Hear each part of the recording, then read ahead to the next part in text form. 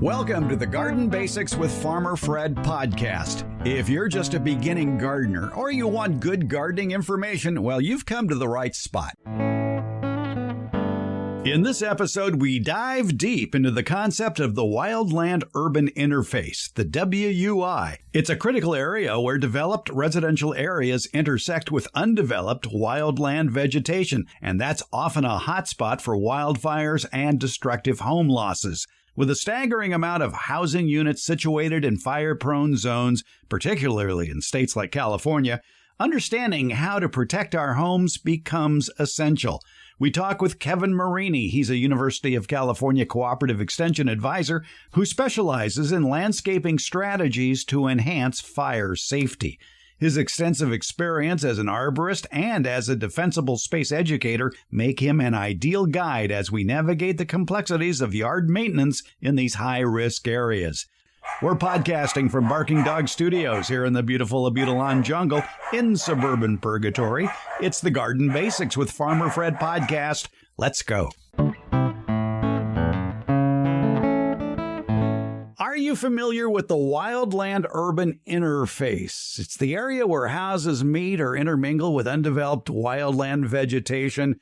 It's a focal point, especially for wildfires and the destruction of homes. And this wildfire-urban interface areas are particularly widespread in the eastern United States, reaching a maximum of 72% of land area in Connecticut, for example. Now, here in California, we have the highest number of housing units in what's called the WUI area, 5.1 million homes. And that translates to more than 11 million Californians who are living in a wild urban interface, a wildfire urban interface.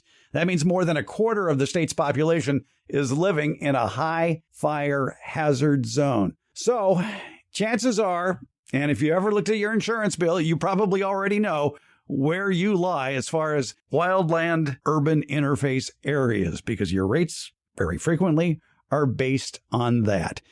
So you may be thinking, okay, so what do I have to do around my home so that no major problems happen if you live in a wildland urban interface? Well, we're going to tell you about that today. But I'd also like to point out that burning embers are the cause of making the wildland urban interface a much, much bigger area.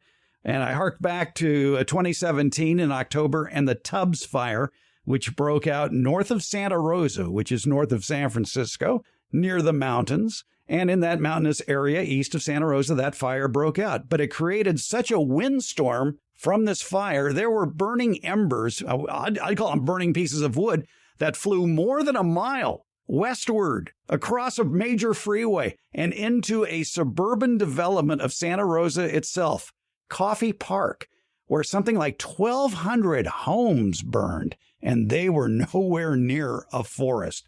So even though you may see mountains in the distance, don't think you're safe. So getting back to how we protect our home, how do we protect our yard? Let's talk with Kevin Marini. He's a UC Cooperative Extension Advisor. We've talked to him in the past about trees and soils because he's a certified arborist. He's a Master Gardener Coordinator, and he's also the University of California Defensible Space Educator. So he is very familiar with this whole idea of protecting your yard and not necessarily putting in fireproof plants, because as he points out, really there's no such thing as a fireproof plant.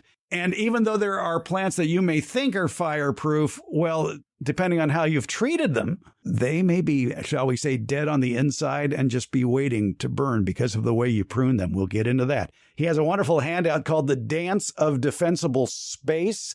Kevin Marini, it's a pleasure talking with you again. And when it comes to protecting your home from wildfire, it begins in the yard. And in the past, when we've talked about building defense zones that are fire resistance, we've talked about like zones 1, 2, and 3. But lately, there's been a new zone added to that, and that's called the zero zone. And what goes on in the zero zone? Well, hey, first of all, thank you so much for having me back on your podcast. I really enjoy this opportunity to do some education and outreach via this medium.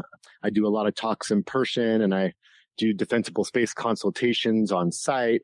But being able to reach a huge audience like this it's a treat. So First off, thank you for having me. So yeah, I've been teaching a lot about defensible space over the last 2 years, really for a longer time than that, but really focused in on it the last couple years. And with that has come this new zone 0, as you referred to, called the Ember Ignition Zone. What's interesting about this zone is it's actually not law yet. And so a lot of people are paying attention to it because it's likely to become law soon. As of right now, they're trying to work on some of the language and figure out exactly what the 0 to 5 area outside your home and other structures should look like. But one thing we know for sure is that, as you mentioned, embers are the driving force here. And what CAL FIRE says is 85 to 90% of homes that burn down from embers flying in, catching things around the home on fire, which then lead to the house burning down.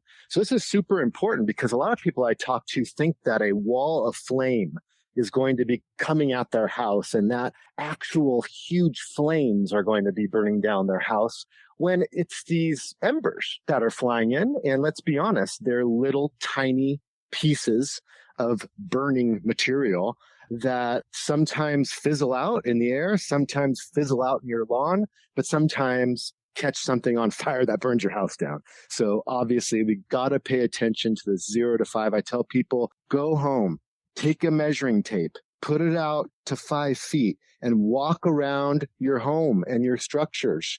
Okay. It's not just your home. You may have a barn. You may have a shed.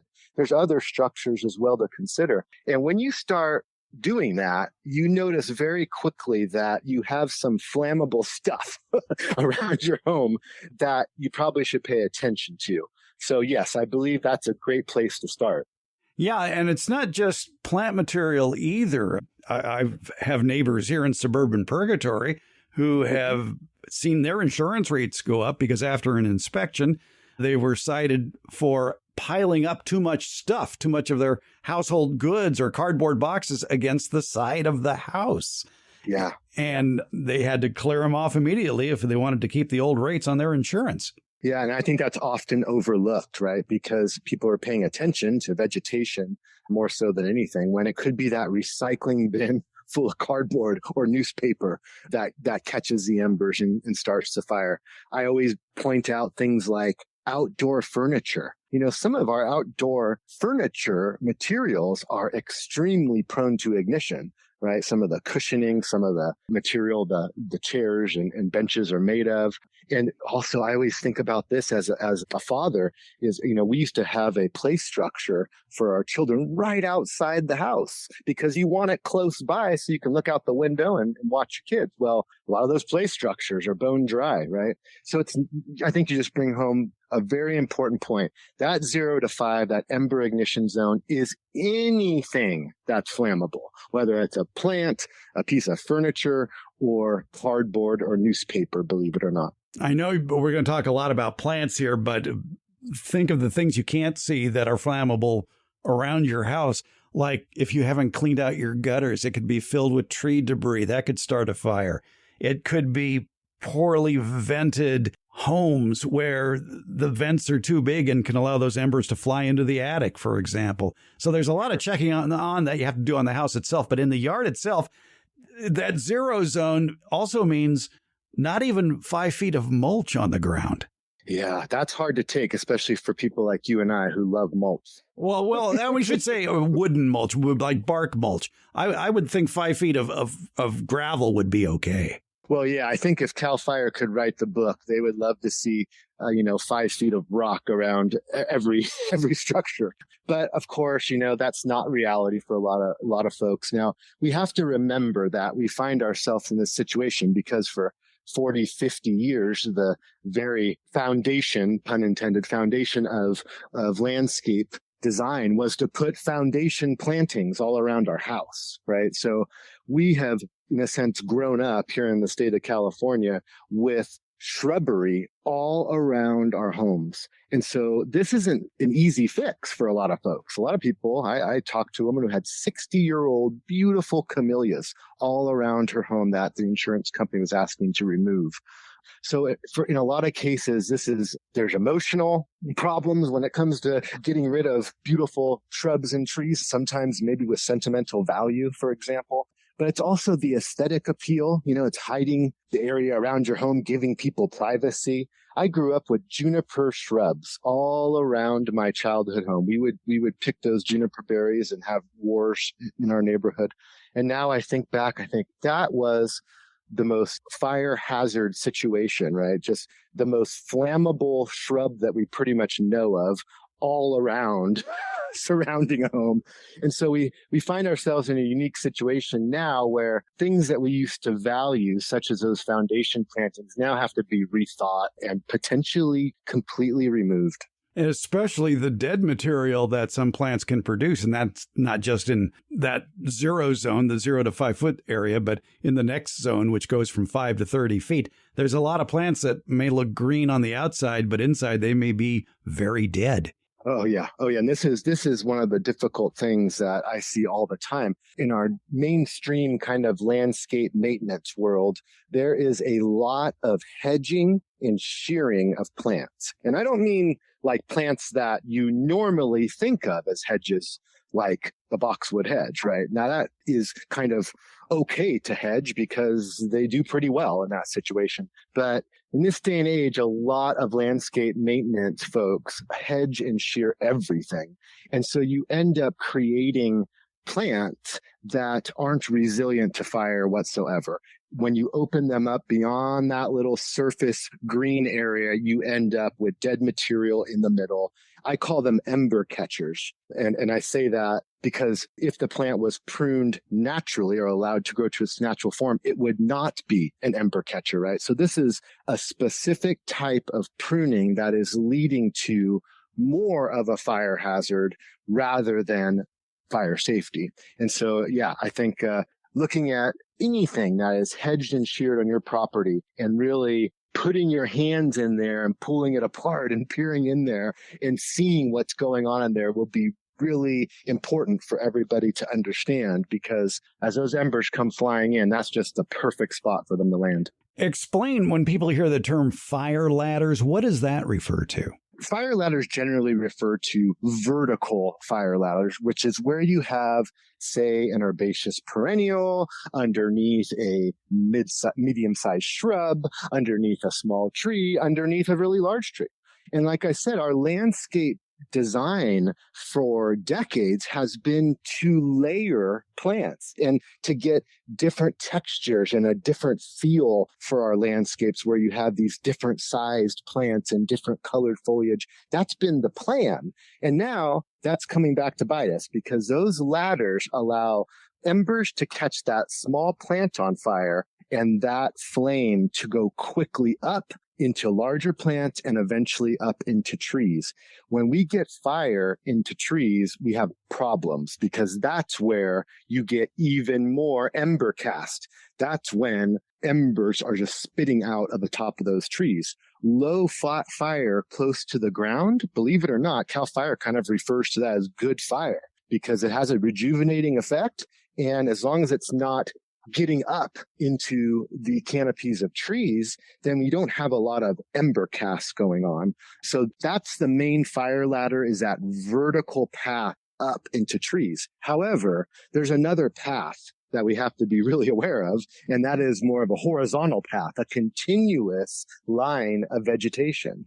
And so a lot of folks will, on the sides of their driveways, for example, have a whole line of continuous vegetation stretching, 50 yards, for example. Well, what happens is all it takes is those embers to get into one area and start a fire, and then it has a path all the way to your house, or again, to other vertical fire ladders. So it's not just those ladders that lead the fire up into trees. It's also the continuous vegetation without spacing in between that lead to that path of fire.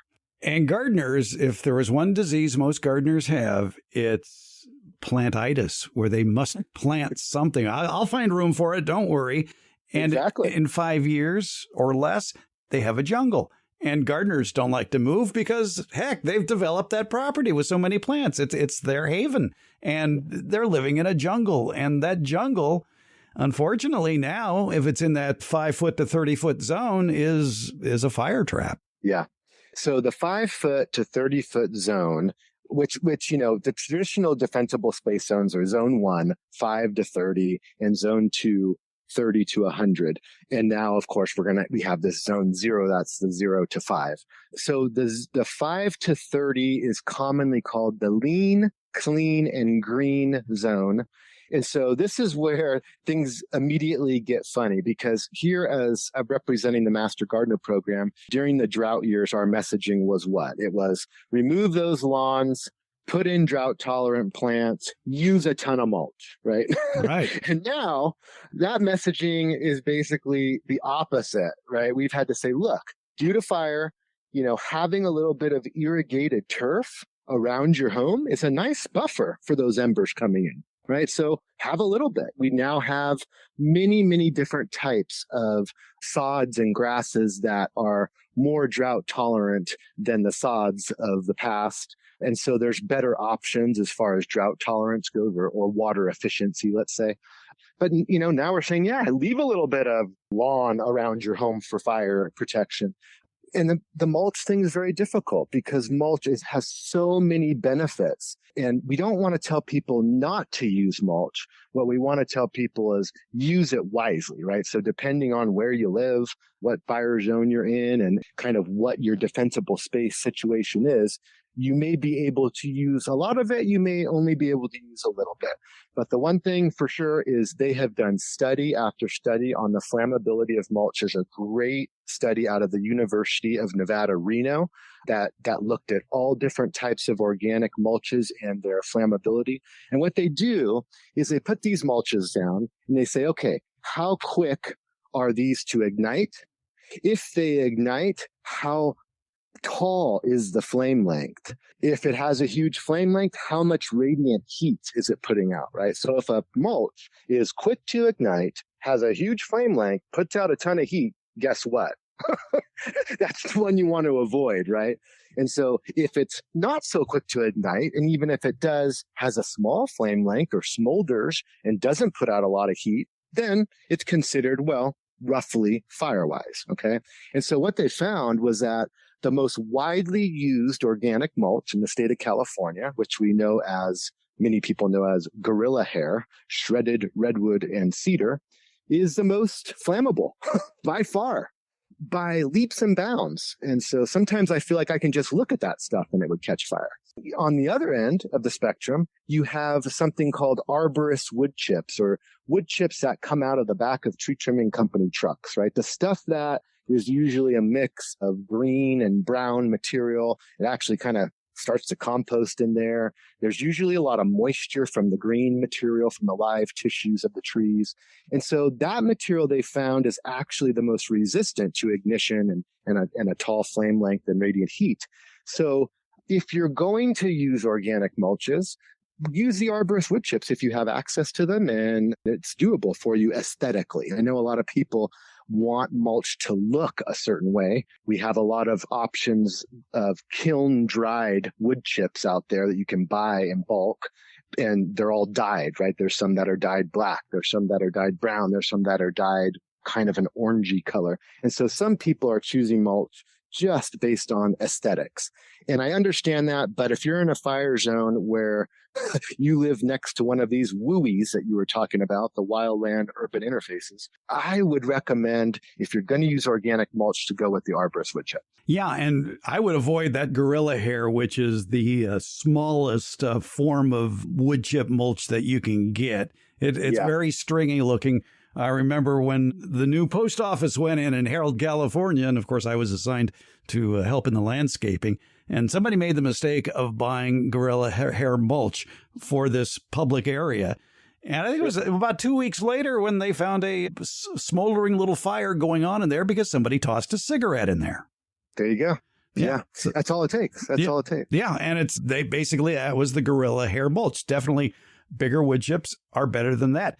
I noticed in that University of Nevada, Reno study of the flammability of mulches, I would definitely not use shredded rubber or pine needles for mulch. That has the highest rate of temperature, rate of spread, and flame height. Yeah, and a lot of that rubber mulch is used around play structures, right? So to kind of protect kids if they fall off play structure. So not only is the play structure itself prone to being kind of dry and made of wood and being able to ignite, but you also have this mulch that's used a lot around them that is extremely flammable. And when it does get going, burns very, very hot. And so, yeah, I think that we find ourselves in a situation where we have to really think through our use of mulch and use it a little bit more judiciously than maybe we did in the past, where it was like, hey, get 15 yards and spread it everywhere, right? And the times have changed a little bit since then as far as our messaging goes. I was surprised to see pine needles, right behind shredded rubber as far as the danger of combustion goes. So, yeah, avoid pine needles and also shredded western red cedar. Yeah. Now, the pine needle thing is interesting. So pine needles and oak leaves, they get a bad rap as far as I'm concerned, living up here in the foothills. A lot of people are always shocked to learn that I love pine needles and oak leaves as a compost constituent. But yeah, I don't want to start going down that lane because I can talk composting for 10 hours. So, but pine needles, in nature, right, you have that top layer of kind of the fresh layer of dried out pine needles that is very, easily ignitable.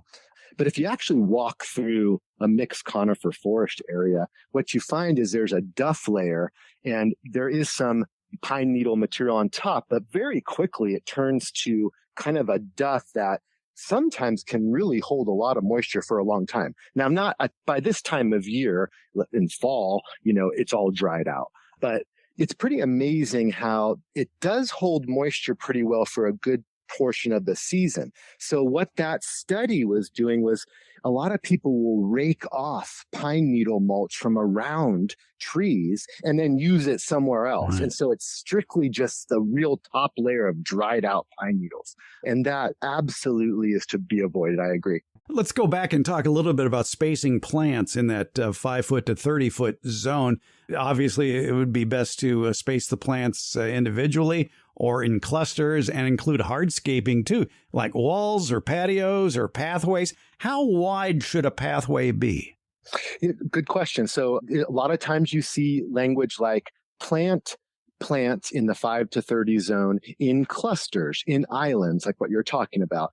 And what's recommended is a 3 foot, at least, of course, you can go farther out, of course, but a 3 foot buffer is a good rule of thumb between these clusters of plantings and other clusters of plantings. And within that 3 foot area, you want to use a completely safe material, something like rock mulch or DG, for example.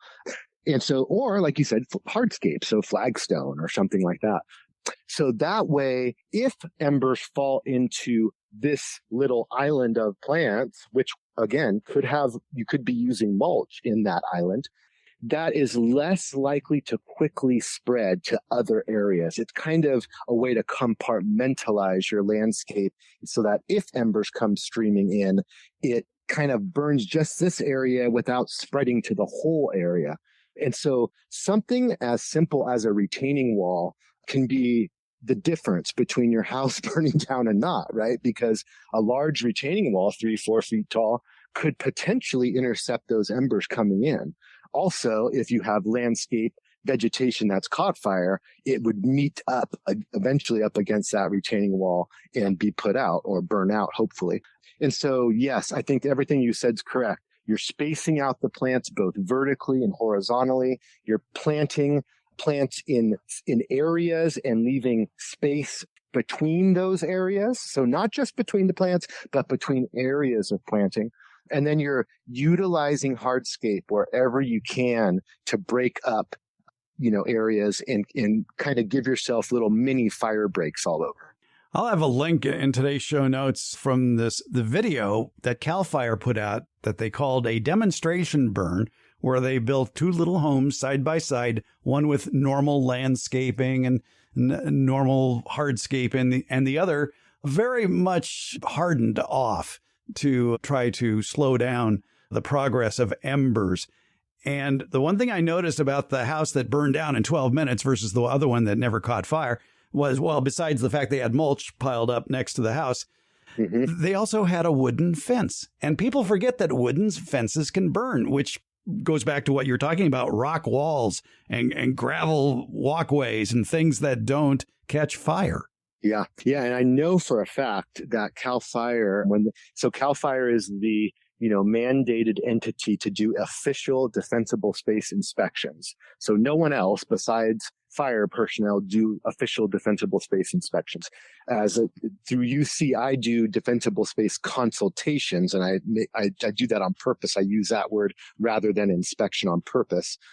And so that's an important resource for people. But yeah, I think that they would love to see all wood fences that are close to homes or that lead to structures swapped out for, ornamental iron would probably be ideal, but some sort of other fencing type that won't catch fire and lead the fire along the fence to a potential structure or another area that isn't hardened, right? Yeah, this is great information if you're buying a new home somewhere in that wildland interface urban area and there's nothing there, and you can get the hardscaping in first and then plant accordingly. Yeah. Yeah. And I think there's a lot of talk about using certain pallets of plants to create a fire resilient landscape. So, traditionally these have been called fire wise plants. And the one thing that we know for sure is that every plant burns eventually, right? Yeah. There's definitely a spectrum. So, if you have, a couple little succulents out in front of your house, there are less likely to ignite and become a problem as opposed to, a mid-sized shrub, especially a juniper. So there's definitely a spectrum, but the idea that you swap out all of the plants in your landscape with, quote, fire-wise plants is really just a myth. I mean, that is not something that anyone in the fire world is recommending, because it's not the species itself. It's how it's maintained and then how you organize your landscape that either gives it some resilience or makes it a hazard. I love how lavender is on almost every fire-wise plant list, right? When you go buy a 1 gallon lavender at the nursery, yeah, it's pretty fire-wise. It's nice and lush. There's no dead stuff in it. You can imagine embers being, thrown at it and it not igniting. And so, yeah, sure, a 1 gallon lavender, when you plant it, the first season is fire-wise. But we all know, well, maybe not we all, I guess I'm talking about gardeners know, that soon lavender grows and gets woody and starts accumulating dead stuff, right? And I've seen some plants that I would absolutely characterize as a fire hazard rather than a fire-wise plant. And so, again, that illustrates that this isn't about the species itself. It's about, well, how is it going to be maintained? And is it going to be under, something or near something where it leads to this path of fire? We talked about clustering plants and spacing plants. And I would think that when you put in larger plants, the shrubs and the trees, I wouldn't go for the minimum space that they recommend. If they say a tree has a 30-foot spread, you would definitely want to plant the next tree over, if it's the same variety, more than 15 or 20 feet away, because you want that space between the plants so that it isn't tree touching roof. Yeah, that's a really great point, because, of course, people usually abide by the spacing that they see on, the plant label, or they read it in the book, or they read online. And it may be different depending on where you live and how your defensible space zones are organized and all of that stuff. And so you're totally right. There has to be additional thought, or at least consideration.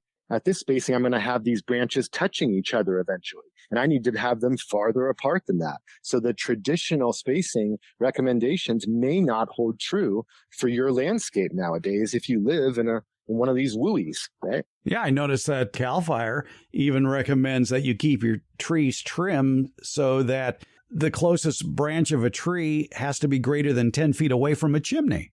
Yes. Yeah. In fact, much of the defensible space zoning, so whether you're talking about a tree in the 5 to 30 or even in the 30 to 100, most defensible space recommendations say limb those trees up 10 feet. Okay. But here's the big caveat there as an arborist.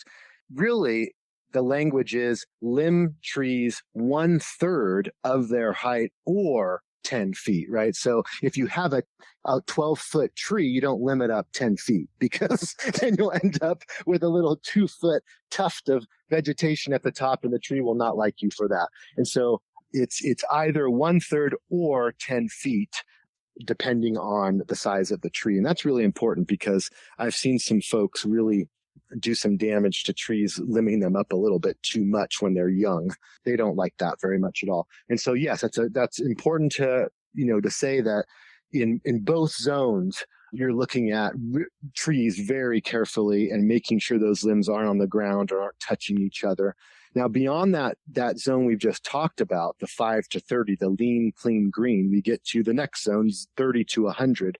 And the kind of mantra for that is reduced fuel zone.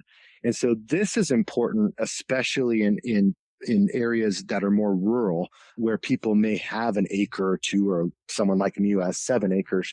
That area is your main interface with the wildland just beyond it. And so reducing the vegetation in that area is imperative to making sure that, again, you're not contributing to fire spread. If embers get in there and touch and you haven't done any work, then you can actually, increase the number of embers that are coming out from that area rather than getting that fire to decrease in its severity. So just to recap real quick, 0 to 5 ember ignition zone, 5 to 30 lean, clean, and green, 30 to 100 reduced fuel zone.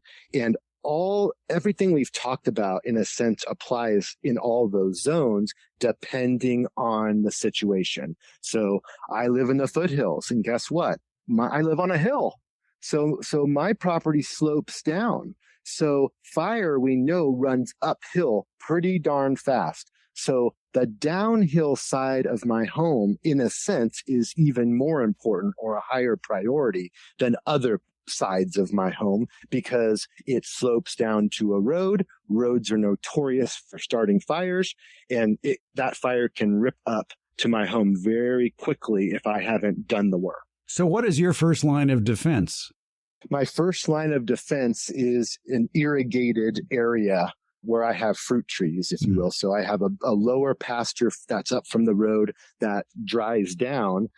But of course, the trees are limbed up. There's no fire ladders in that area. I've done the work on that in that respect. But still, because of the dead native and non-native vegetation on the ground, fire could very easily come up the hill quickly. And so I have an area on my slope in front of my house where my fruit trees are, that I irrigate the area underneath them. And so it's pretty green in that area. And so in a sense, that's my first line of defense if fire did come up the hill. How wide is that area?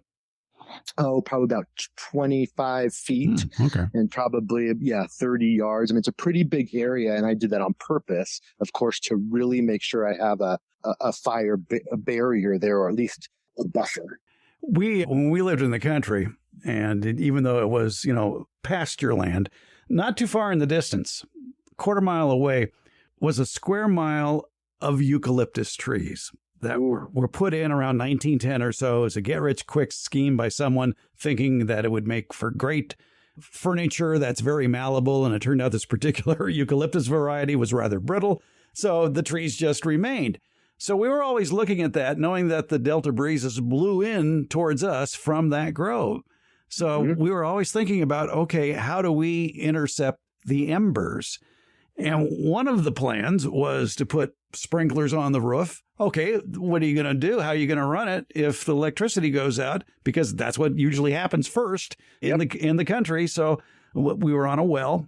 And so the first thing I did was make it a triple throw switch out there where I could switch off the electricity to the pump and then pull it down, so I could hook up a generator to it. So at least we'd have water going. Yeah. And at least keep things irrigated, turn on the sprinklers. Does a swimming pool play a part in this? Sure. I think ponds, up in Placer County here, we have a lot of ponds on people's properties and pools. And that does play into it, because the ability to pump out of a swimming pool, and potentially put a small fire out would be huge if needed.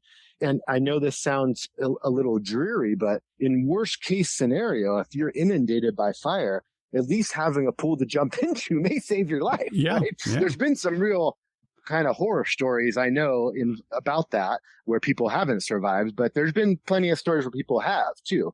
So I know for a fact that insurance companies look at that and give you a little nod if you have some sort of a body of water nearby. So yeah, I think that helps for sure. And I think, CAL FIRE I specifically talked to representatives from CAL FIRE about this. They don't really, encourage this whole roof sprinkler thing, which in a way I could see people saying, why not? Why wouldn't you want a roof sprinkler system if, you live in a high severity fire zone? And like you say, there's an electricity issue if you're on a well. Yeah. And if you're actually on city water, they don't really want people evacuating, leaving water on, potentially messing with their ability to get water and have the pressure they need to put out the fires. So I think that in general, there may be some situations like you talked about. You have a generator situation where you could have some roof sprinklers, but it's not really highly encouraged over being prepared as far as defensible space and having that sort of just passive resilience set up. I have some pretty smart friends who are in the nursery business, and some of my friends own a wholesale nursery. And they grow citrus trees. But where they're growing their citrus trees is in this canyon that is prone to wildfires on either side. They've escaped it so far. And one of the reasons they've escaped it is they had access to a creek. And they cleared off enough of an area and put in a new road to their property that was wide enough for 2 fire engines to pass each other. And down at the base where the creek was, they installed equipment so the fire trucks could resupply their trucks with water. Wow. How interesting. And so that's one of the first places the fire department will defend is where they get their source of water. Yeah. Yeah. And I'm actually glad you brought that up, because it reminded me of something I do not want to forget to mention, which is the first thing I always bring up if I'm giving any type of a presentation to a FireWise community or a community group. And that is ingress, egress, right? Mm-hmm. The way in and out of your property, of your neighborhood. We've seen some, really disturbing images during the campfire, right? Of people trying to get out and flames all around. So in many places, especially in more rural areas, my area, my neighborhood, I have one way out. If the fire's coming up that road, I'm going out on foot in a different direction. Wow. Right? Yeah. So I think this is super important for people to be thinking about. And I would say that even if you're in a suburban neighborhood, we saw what happened during the Tubbs fire that you had mentioned earlier on. And it's just there's so many people in vehicles trying to get out of an area, and there's so many fire personnel trying to get in, right? So even in a situation like a suburban neighborhood, you can really run into some traffic jam situations. So have alternate routes, have different ways that you can exit depending on what direction that fire's coming and what direction you're getting from fire personnel.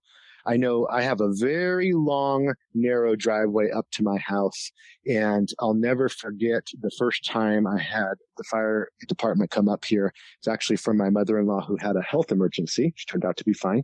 But they sure gave me a mouthful about my driveway and the branches that were rubbing up against their beautiful fire truck on the way up. Yeah. And they basically told me, we will not drive up here and defend your home in a fire. We will not. There's no turnaround up here. You have branches that are, too close to the driveway. All of that needs to be cut back, and you need to have a very easy turnaround for a fire engine. And so we did that. We did that work. And so that's another thing. It's not just you're in and out of an area. It's making sure that fire engines can get in and out of your area where you live. You brought up another good point with that, too. And so many people who live in suburban and rural areas will do this, is line their driveway on both sides with trees. That's a death trap. And especially they want quick growing trees. So it's usually some sort of junk tree, like a Lombardy poplar or something like that, that has a lot of dead wood, a lot of litter. And if you've got these 30, 40, 50-foot giants on either side of your driveway and they catch fire, who's going to drive through a fire tunnel to help you out? Nobody.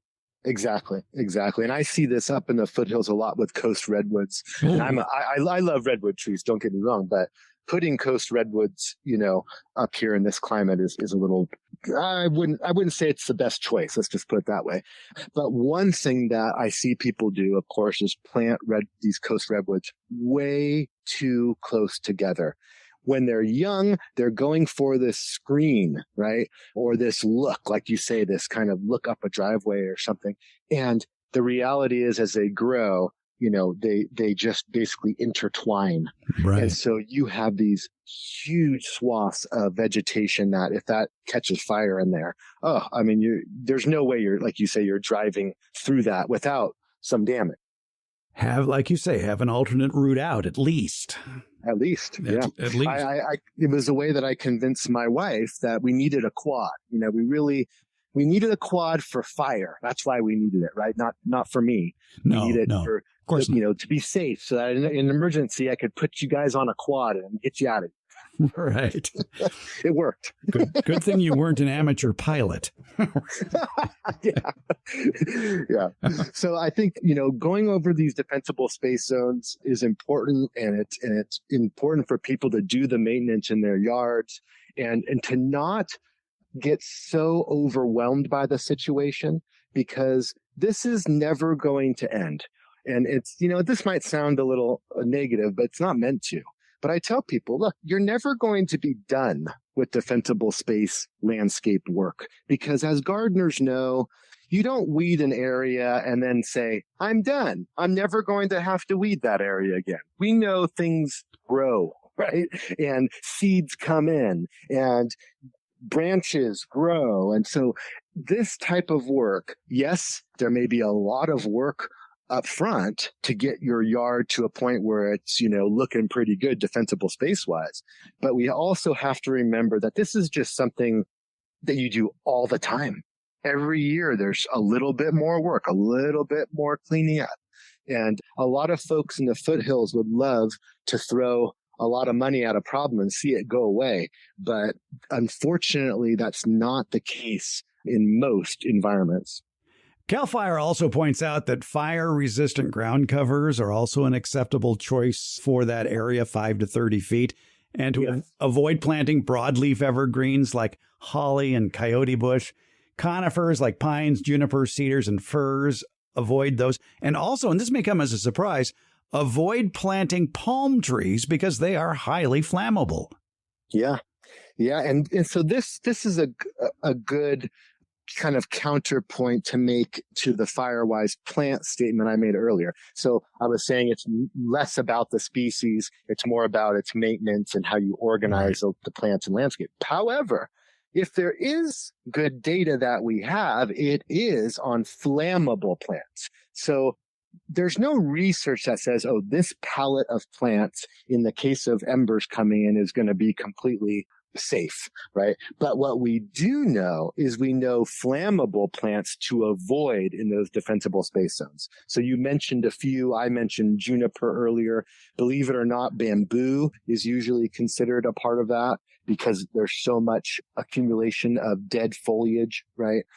And so a lot of conifer type plants, whether they're small or large, are considered very flammable and not the best choices in defensible space zones. So I think you bring up a good, important point that it may not be that we swap out all of the plants in our landscape with so-called Firewise plants, but that doesn't mean that we don't identify very flammable plants and rid ourselves of those in the defensible space zones. Yeah, two other pieces of flammability that people sometimes forget about that they might have near their house are propane tanks and the wood pile. How many people have wood piles on their porch?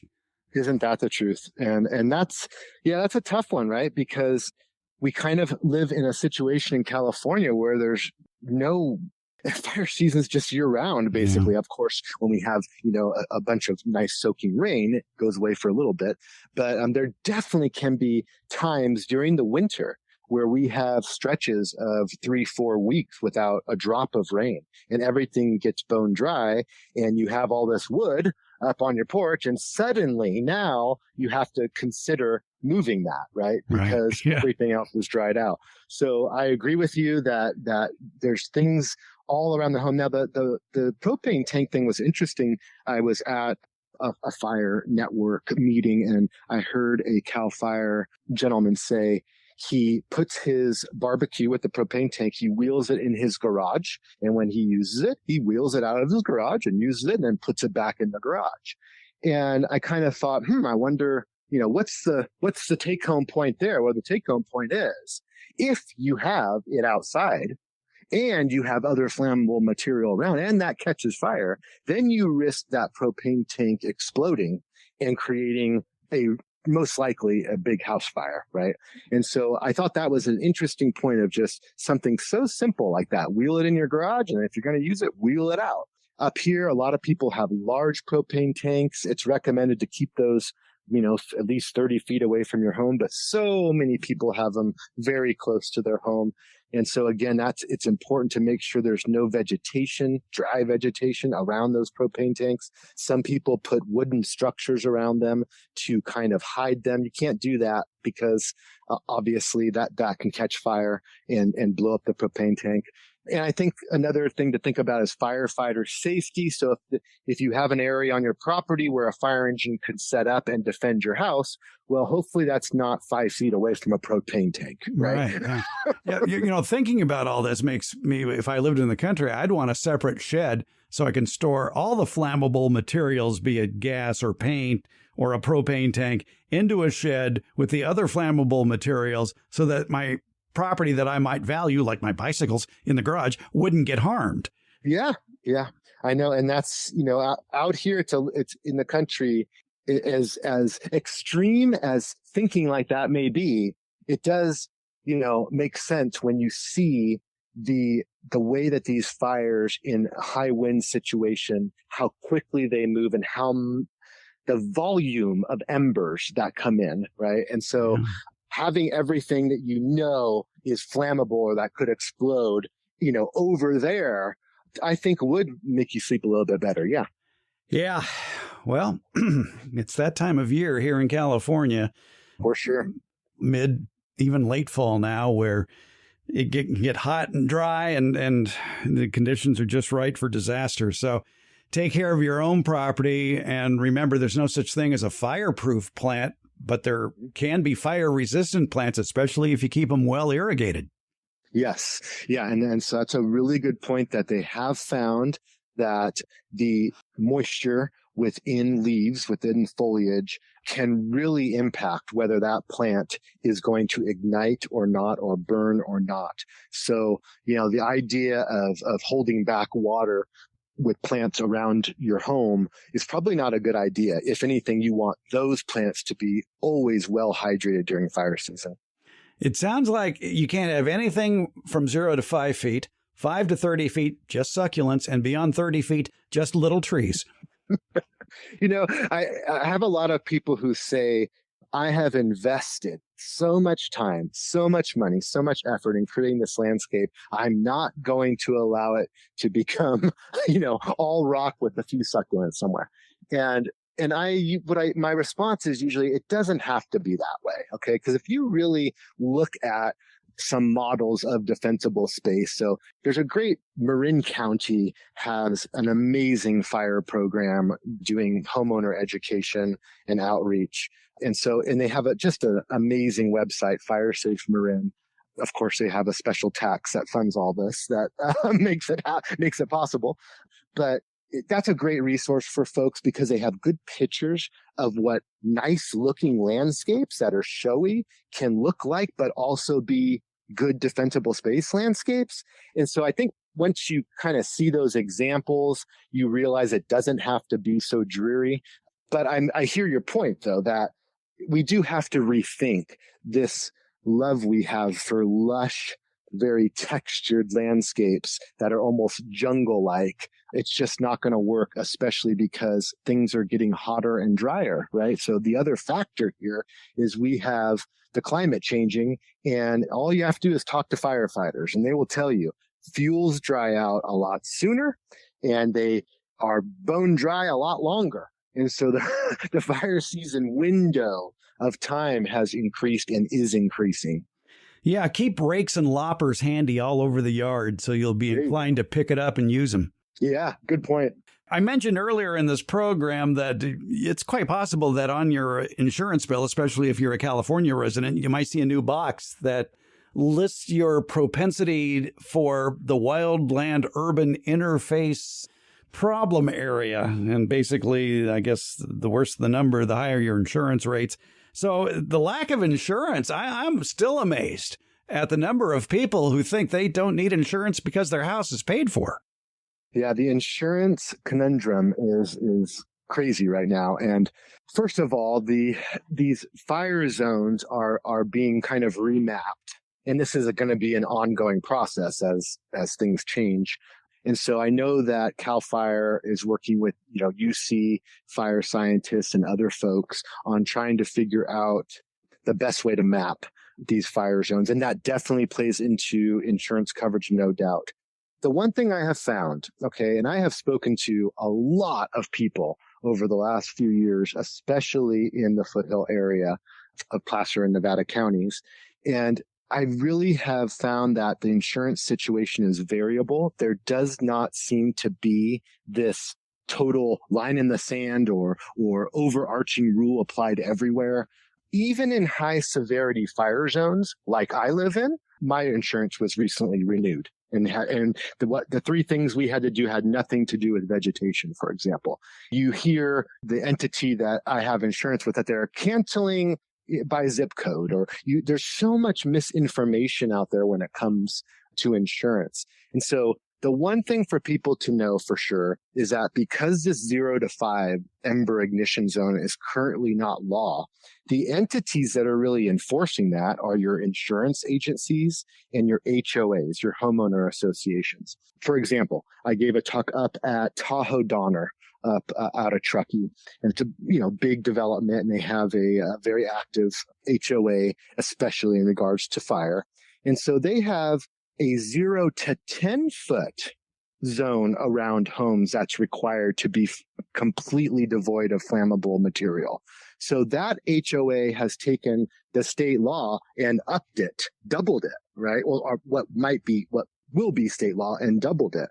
And so many people are facing this ember ignition zone through their HOA interface or through an interface with an insurance agency that says, unless that's clear, we can't insure you. In fact, there are new certifications that some insurance companies are using where they have people come out, they send people out and certify that your house is, a defensible space compliant landscape where that 0 to 5 is clear. And that's how you get insurance.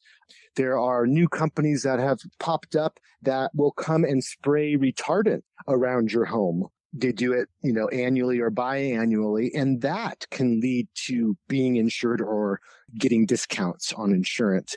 Becoming part of a FireWise community can offer discounts and other benefits for insurance. So it's not one size fits all. It's variable, and it's kind of all over the place. So I understand people's frustration with that situation, but also let's understand that we find ourselves in this situation because of these catastrophic wildfires that make insuring areas in California a little risky, right? Yeah.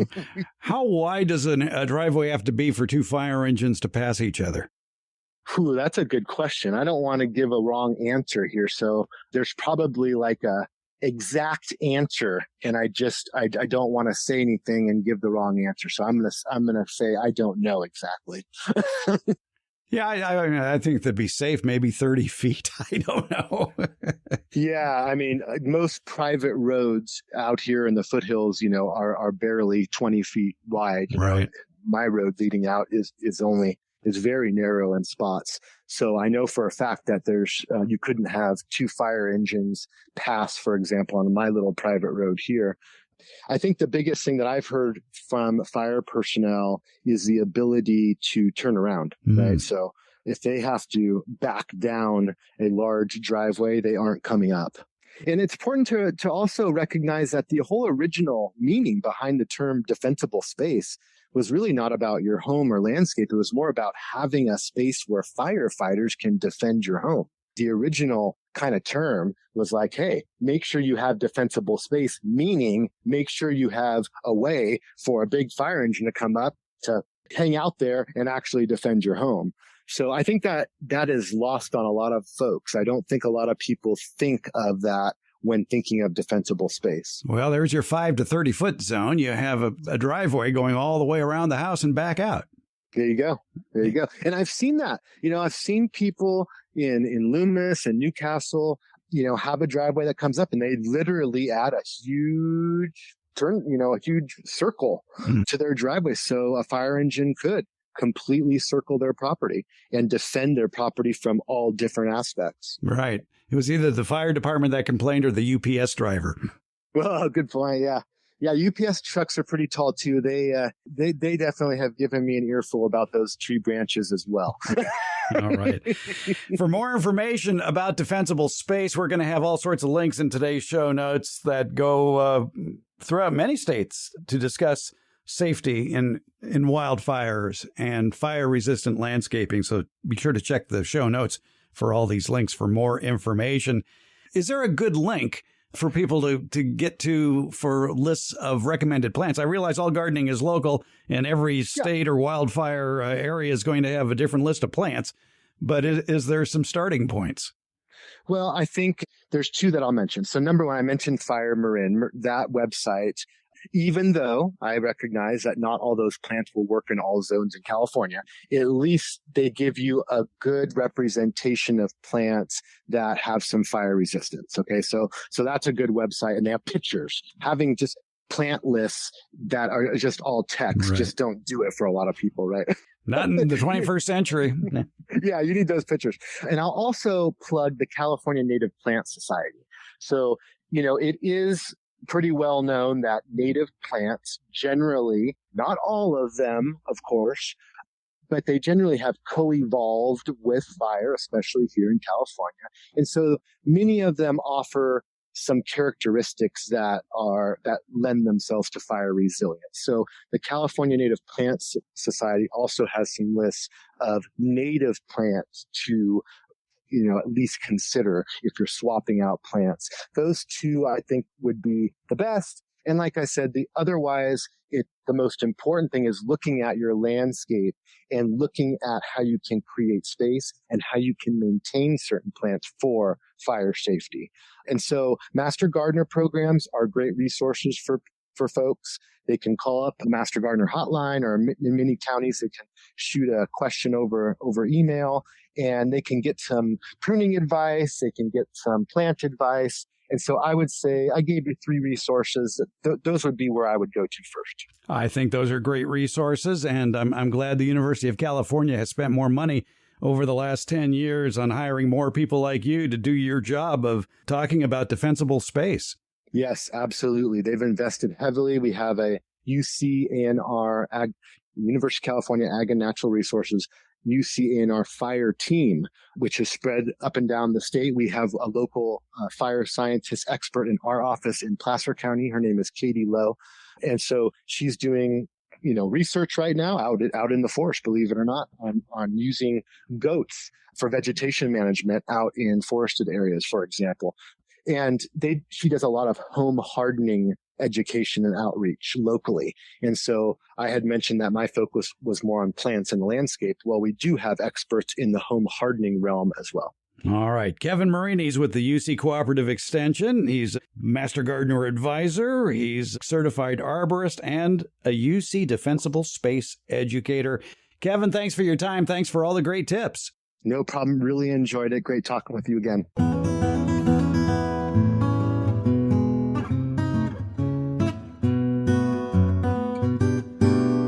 Gardeners are saying very nice things about the Beyond the Garden Basics newsletter. Tessie writes in to say, I'm going to try your coffee filter germination trick to get the pepper seeds to sprout sooner. Thank you for this very helpful information in your newsletter. Laura writes in and says, you and America's favorite retired college horticultural professor, Debbie Flower, have made me a better and happier gardener with the Beyond the Garden Basics newsletter. Tanya says, I subscribed immediately when I read your newsletter about the benefits of not pruning tomatoes. I don't do it, nor do two of my favorite French market gardeners, one of whom is a sixth-generation gardener in a long line of successful market farmers. Thank you.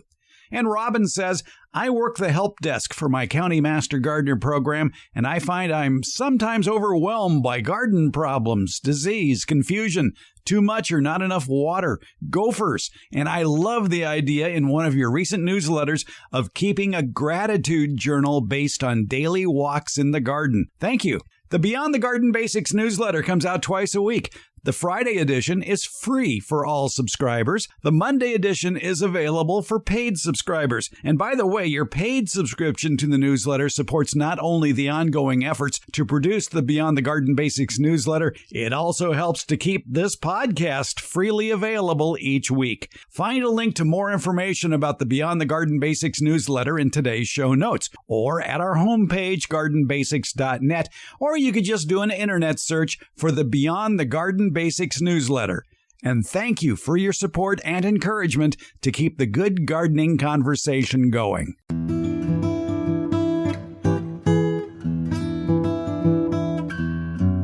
Garden Basics with Farmer Fred comes out every Friday. Garden Basics is available wherever podcasts are handed out. For more information about the podcast, as well as an accurate transcript of the podcast, visit our website, gardenbasics.net. And thank you so much for listening and your support.